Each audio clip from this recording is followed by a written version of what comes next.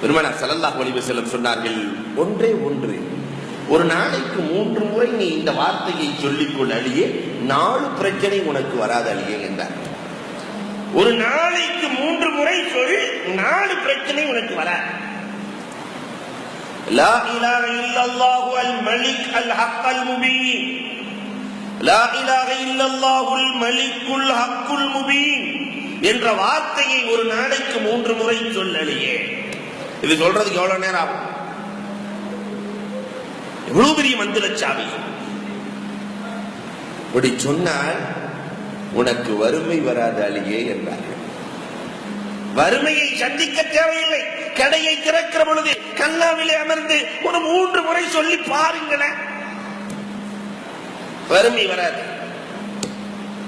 வஹ்ஷத்துல் கபர், கபரிலே வஹ்ஷத், கபருக்குள்ளே கேள்வி கணக்கு கடுமையாக இருக்காது, கேள்வி கணக்கு கடுமையாக இருக்காது.